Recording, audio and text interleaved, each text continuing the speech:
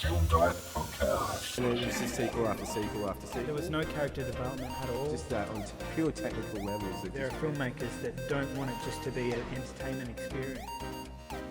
Hello and welcome to Film Diet Podcast. My name is Brandon and his name is Dana. And today we're continuing our science fiction marathon of podcasts with the 2013 film Gravity, directed by Alfonso Cuarón, starring Sandra Bullock, George Clooney, and I think that's about it. It's interesting one because for Hollywood scales, it's very small, and that director Alfonso was just going crazy. This was his crazy period where it's like almost every year he was churning out a new film, and gold, mind you. It feels like every year he would be there winning a new award at the Academy Awards. It was just insane, like the amount of films, and they're very different too. Yeah. The ones that he'd done. He's a very, very skilled director, and it's nice to have an international director too, someone that isn't just a born and bred Hollywood guy.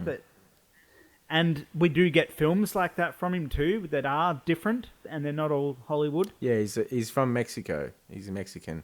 Yeah, and he is a director, screenwriter, producer, cinematographer, and editor, and that really shows in his stuff that he understands the language of film and how to bend it and weave it creatively to his projects.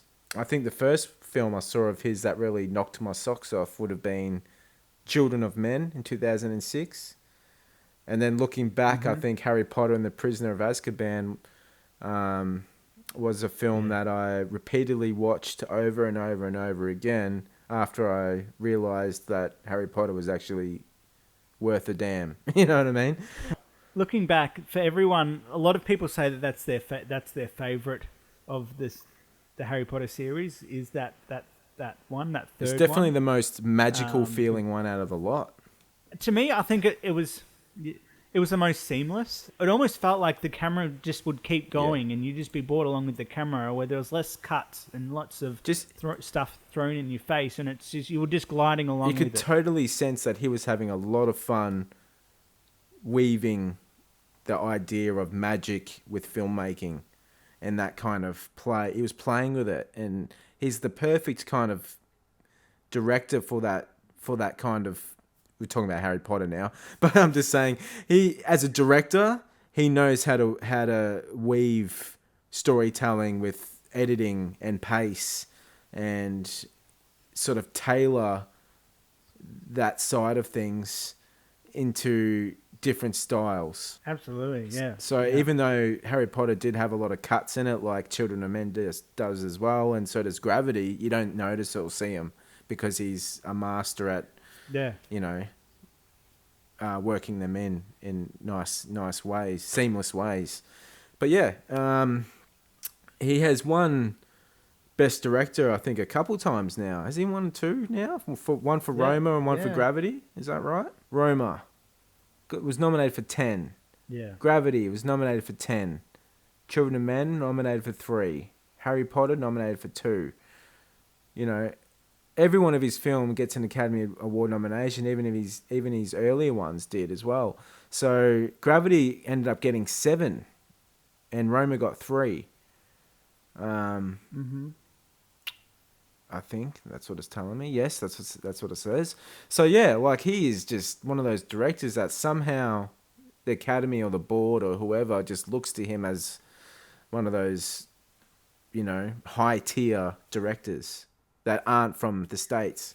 If you're someone who has an interest in film, that wants to study film, there's very few directors these days that are working currently that have a very cohesive voice and make a film feel like a singular voice. And that's the one role of a director, is to have a singular voice. But there's many films that get created these days that just feel like that it's almost just, it's a bit of a mess, and there isn't that singular voice, and it just feels almost like they all films start to feel the same.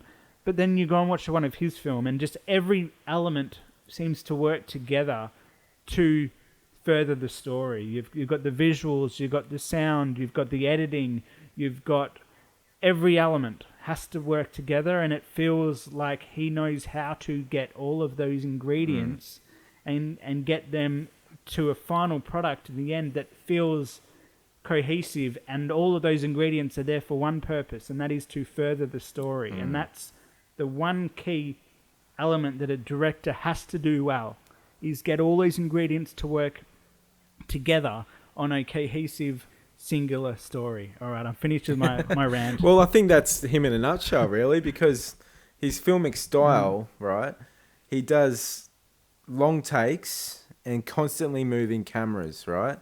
So he's always sort of using or employing a documentarian kind of approach, right?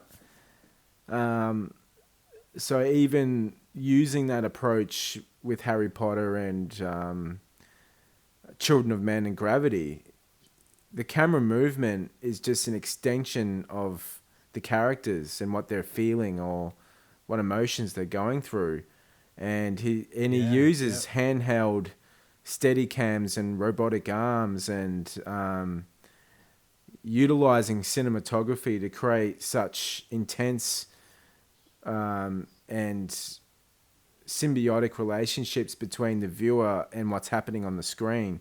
So it's kind of like he knows how to use film or the artistry of using a camera to capture something to tell a story in a very entertaining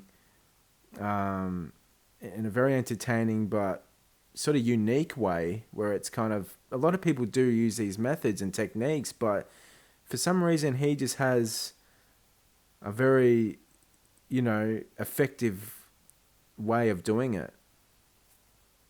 I think there's a interesting thing to consider here. When you're directing a film, right? There's two ways of going about it, right?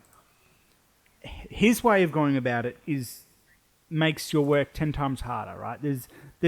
Usually when you bring in a director, they go through the motions. All right, let's go and get our establishing shot. Let's go and get our over the shoulder close ups. Let's go and get our mid shots. Let's get our cutaway shots. All of these different things, and they just almost tick a list. All right, have we got those shots? Good. Let's move on. Rather than trying to stop for a minute and planning out exactly what the camera is doing, exactly what everything in the scene is doing, and how can all of this work together. How does this all work together? Yeah, it's so the audience can take something away from that. Yeah, because it's not just utilizing camera movement for the sake of it. Say like Paul Greengrass, known for the Bourne shaky cam action scenes that most people hate because you can't see what's happening, right? And that's that's a distracting camera movement. His camera movements are more to visually show you what's happening in the story. He uses everything is not wasted when it comes to his approach, right?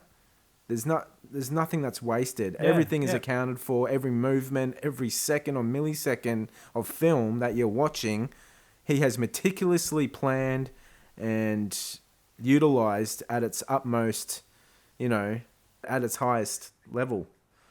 That's the key element is the fact that it is planned and that it is thought out, and it's not just like, righto, here's the dialogue, here's the characters, let's go and get it. Not saying that people who do that necessarily are doing anything wrong, but just the idea of let's use the camera as a character itself. Yeah, absolutely. And that character's role is to show the audience what they need to see at that time, in that scene, at that moment. Yeah, totally. And I love it. I love his stuff. I still haven't seen Roma, so, you can crucify me all you want. Yeah, well, that's the easiest one to watch, mate. What are you doing? It's on Netflix. I know. It was like black and white. No, I'm joking. I shouldn't say those things. Yeah, I know. I actually started watching it. Another language. I did start watching it, but it just wasn't the right time. And I was just I was loving it. I guess we should probably move on to talk about now, which is Gravity. Yeah, Gravity. Yeah. And I was pumped. This one I was pumped for. I saw this one on DVD again, so it was one of those that I didn't see when it first came out, but I had heard everything after the fact, or everyone raving about it and all of this stuff that came with this film, and I was so excited to see it. Now, eventually, I got it on DVD. Because I saw it at the cinema. Because as soon as I saw the trailer for it, I was like, this looks like the perfect kind of cinema film or cinema experience. So I was like, yep, I love sci-fi. Yeah. And this one is just putting me in the shoes of actually being out in space. I'm there. And man, I tell you what, I've never been so immediately like just transplanted into a science fiction space setting off the bat. Like I was just like, okay, I'm with this. Because I was initially like the one thing I was a bit concerned was obviously with Sandra Bullock. I was like, I don't know if I could follow her for a whole film, you know? Like, there's got to be more to it than just Sandra Bullock, right? And as soon as the film sort of started and I started to get a sense of, okay, I think I know where this is kind of going and what it's going to be, it all kind of clicked, and I thought, yeah, no, this is fine. This is working really well. It's superseding my expectations, and I came out of it thinking, oh, Sandra Bullock, you know, I still rate her. She's great, you know. Yeah. I loved her in Demolition Man, and She's the last person you'd expect to have this kind of role. She's the rom-com girl.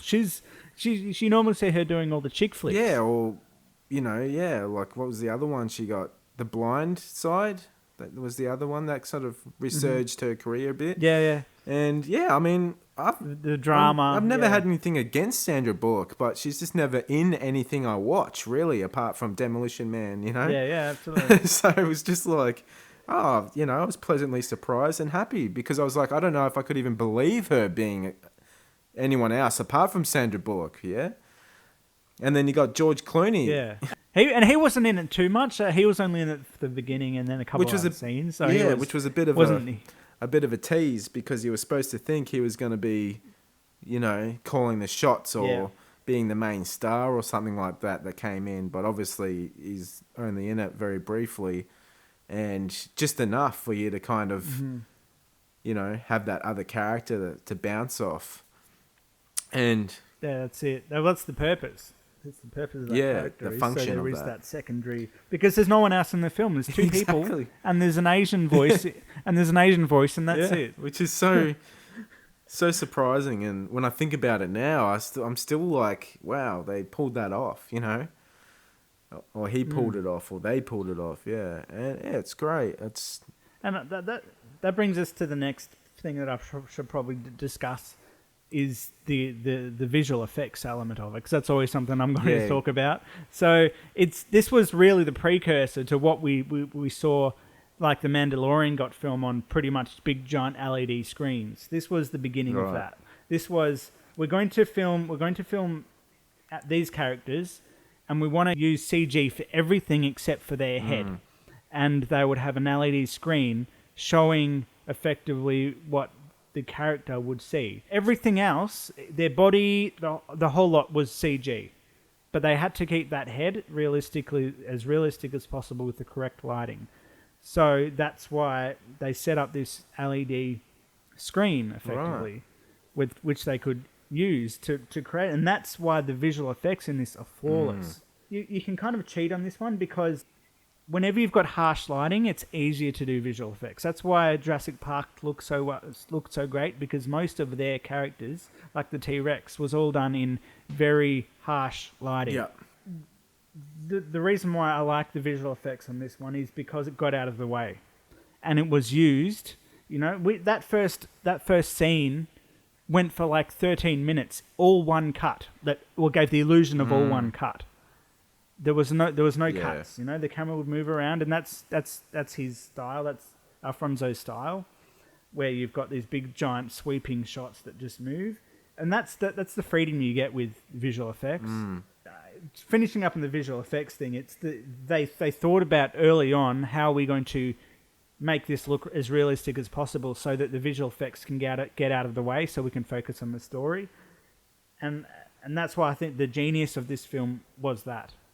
Is it got out of the way. Visual effects that is in your face, that's where I kind of start having an issue with, because it's almost just trying to use, without the visual effects you don't have a story. But in this case, the visual effects could have. This film could have been shot. They could have been in costumes on green screen. Yeah. You know, but they decided not to do it that way because he wanted his crazy shots, which is fine. It works. Like this story could have been told other ways. Yeah. But when you got stories that can only get told one way with big giant visual effects, that's when it starts. You know, red flags start popping up. Yeah. I mean, I was just reading Sandra Bullock, you know, she must have produced or put in a lot of money into this film or something, or her deal must have been something pretty good, because she obviously was on set by herself most of the time, and this is what it says. She spent long hours by herself being whipped around a soundstage with nothing but hundreds of cameras for company. She called the experience lonely and said there was frustrating, painful isolation on set, but in the best way. And she described her working day on the shoot a morose headspace. So she had just gone through a divorce and then jumped into this project, and she ended up earning at least $70 million based on theatrical returns alone for the film. So the film...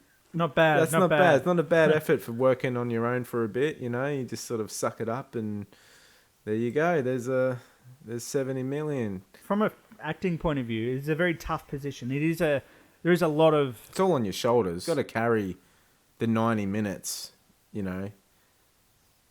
There's no hiding. You know, she's really got to convince the audience, and obviously she did, you know, for the most part.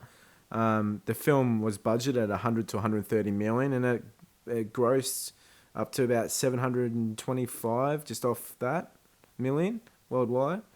So it's a very successful film. Obviously, Academy Awards and all that help, and the marketing of the film was pretty effective. So yeah, I mean, it was a win for everyone, I think, and it really kept that door even wider for science fiction films to keep getting made.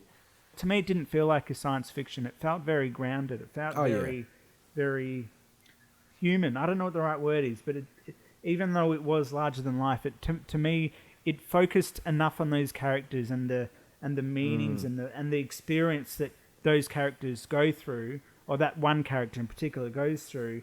Focused enough on that it felt very homely and grounded. It felt to me more like a grounded version of, like, say, an Apollo 13 movie. You know, that was very Hollywood and all that. This was is also very Hollywood in ways, but told in a way that was a bit more documentary style, which kind of really breaks apart that barrier, that disconnect you usually have with these kind of films. When you're watching astronauts and you're going, I just don't have the sense of being in space, you know? But this film tackles that very well and sort of puts you in the shoes of an astronaut, I suppose.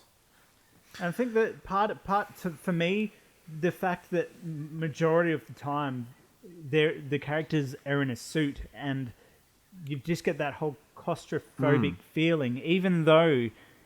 They're in a vast environment that goes on forever, literally goes on forever. But at the same time, they felt so insulated and closed off, and that was very effective in the contradiction between the two. Yeah, great. Very, very good point there, because that's exactly how I felt. I felt claustrophobic, but also staring into the endless void or abyss is just freaky as well. And it's just, it's a weird contrast to be feeling. The action comes on pretty quick too, and that really it's almost like a reverse to a normal film where you've got almost the climax at the very beginning, and then it slows down from there. And there is a bit of a climax at the end too, but it felt like a lot of the action was at the beginning, which was a great way to throw you into what was happening, where there was no sitting around. It was just straight into it, and because it's such a simple story, they have the liberties to do that. They can throw you straight in the deep end, and it works in this context. Yeah, absolutely. So, and that's really what I think that gets everyone involved. As soon as you get that giant scene, and you got Sandra Bullock floating off into the distance at the end of that giant scene, that's straight away, that's drawn us in. That's drawn us as viewers straight into it. Same as like, for some reason, I just had the idea then, like, it's kind of like Castaway in the way that you have that one actor that has to carry this kind of, I wouldn't say mission, but kind of survival or they're fighting for their life, and you're just following this one kind of character. And I love these kind of films when they're done right, because you just can really invest yourself into the film. And having that action scene, pretty in the first act, really gets that momentum going and sort of puts you on the edge of your seat for the remainder of the film, because you know that anything can kind of happen at any second. And it's kind of just like, is she going to get through? What's going to happen? Pretty much throughout the rest of the film. And yeah, I think it carried that quite well. And yeah, it was a great experience to see it in the cinema, and I'd love to kind of see it again, on the cinema. Yeah, I'm upset that I didn't get to see it in the cinema, and this is one of those that maybe they should be running now since there's no other films to show. But it's something that I would have really liked to see at the cinema, because it's got, with the surround sound and the giant screen and the whole thing, just reeks of a great cinema experience. Yeah, absolutely, and it was. Like I said, it's just opened the door even more so for more science fiction films to keep getting made, I reckon, because it was so successful. So, we had The Martian and Ad Astra, and, every year we've got science fiction, spacey kind of films coming out trying to recapture that popularity and success, which I'm all for. Keep bringing them out. I don't care if they're not as good as Gravity or 2001: A Space Odyssey or, even Solaris. Did you see Solaris with George Clooney? Yeah. Maybe we'll cover that in one of the future podcasts, because that's another one that's kind of interesting, and we'll get to that. But yeah, there's just so many of these space films which are quite, they're quality stuff, whether it's the filmmaking aspects, the acting, the presentation overall, and the concepts, the science fiction, space, what is there not to love? Very good. I guess we'll leave it there. So make sure you like, subscribe, ring that bell. Be awesome. And do that for us, please. We're getting to number 50. Is that right? Yeah, getting close to 50. Our big 50. We've got some exciting things coming, some new changes coming for the 50. We've been discussing and throwing ideas around about what we're going to be doing with the channel. So stay tuned, and we'll see you down the track. See you later.